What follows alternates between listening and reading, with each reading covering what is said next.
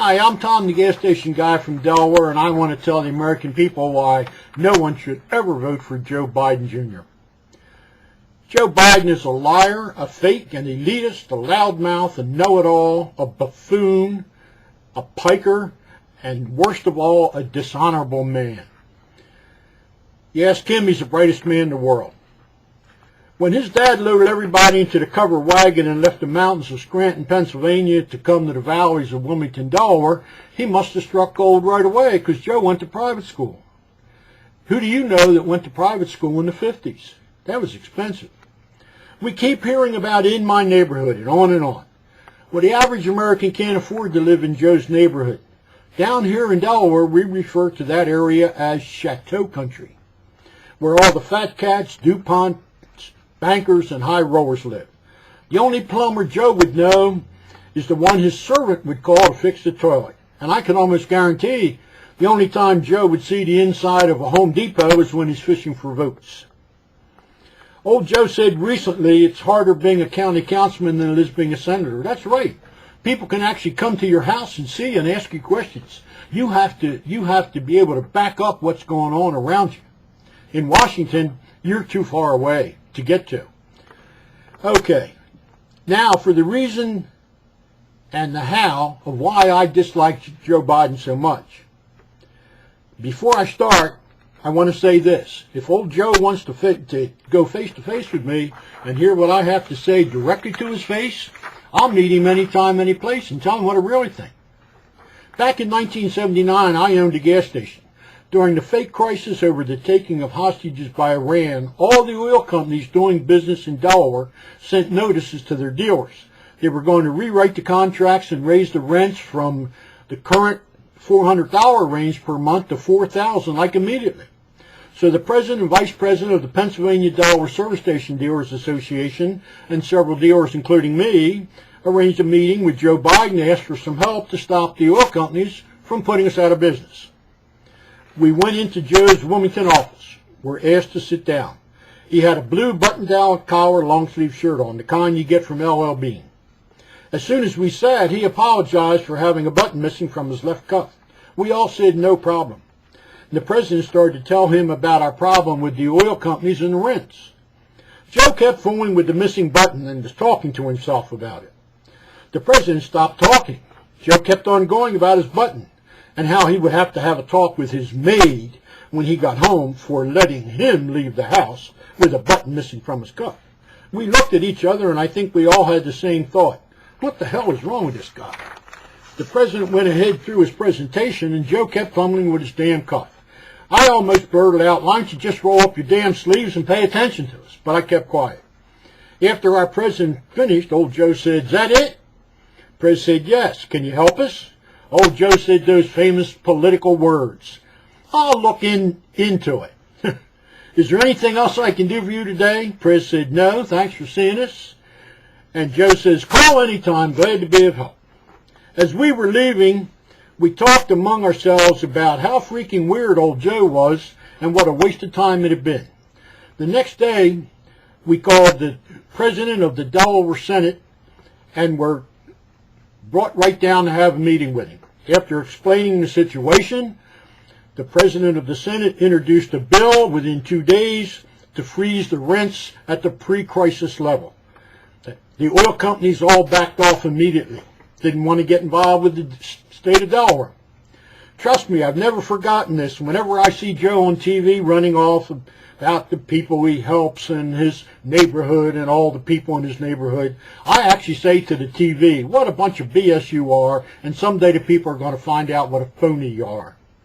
But no, the people that are in Biden's core are the same people the Democrats take for granted every 4 years. People of color. The Democrats keep promising them and promising them and promising them, and they never deliver. The people of color and the Americans in general are worse off now than they were when Lyndon Johnson started the Great Society. They've thrown trillions of dollars at it, but sometimes money's not the answer. Okay, now to go over my statements one by one. The liar part's known worldwide.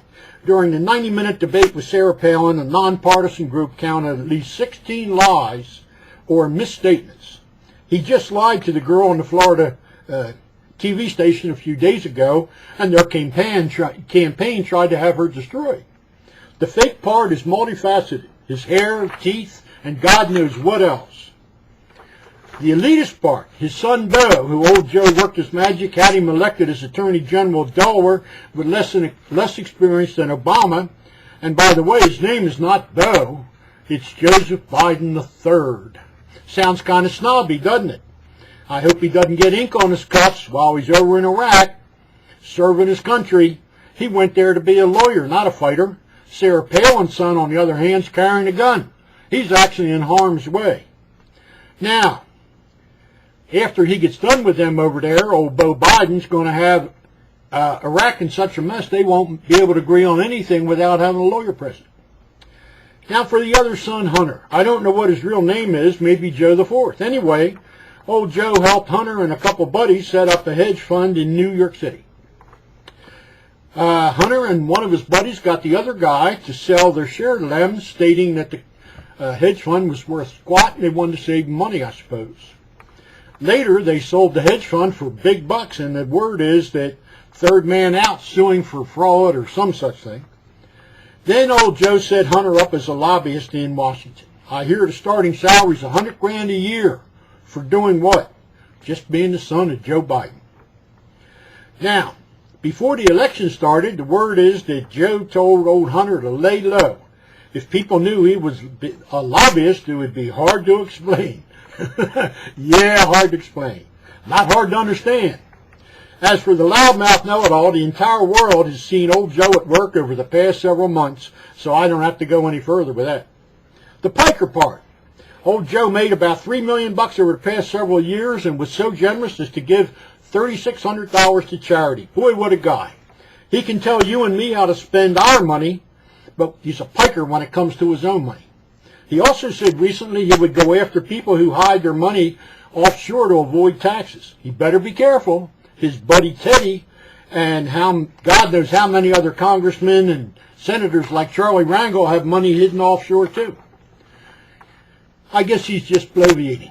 Finally, what I consider the most disgraceful, disgusting, dishonorable part of Joseph Biden Jr. is using his dead wife of 40 years ago to try to help him get elected. He also had his son, Beau, present the sob story. He will go to any lengths to get elected. Now, since the Democrats and the Obama campaign have seen fit to try to destroy the private lives of the Sarah Palin and Joe the Plumber families, I have a couple questions for old Joe. The rumor is that Mr. Cawley of the former MBNA Bank put about $1 million in renovations in your compound. Is that true, or is that just a rumor? Also, there's a rumor that your current wife was still married to Bill when you hooked up with her. Is that just another rumor, or is that true? I think the people need to know. Wouldn't be right for a man to be running with a married woman. And I also have a feeling his intention is to put good old Beau in his place in the Senate when he's either elected VP or decides to retire after 49 years in the Senate. 49 years. Wish we had term limits. By the way, is that guy from West Virginia who fought in the Civil War still in the Senate? I can't remember. Anyone who would vote for Joe Biden Jr. is voting for one of the most disgusting, nasty, elitist, liberal buffoons in the Senate. Except maybe for people like Chris Dodd, Barney Frank, Harry Reid, and Nancy Pelosi, and on and on. Yeah, we need change, all right. Real change, not lip service. And that's why Sarah Palin and John McCain scared the hell out of the liberal socialists. So please, cast your vote for McCain-Palin, and may God bless America. Thank you.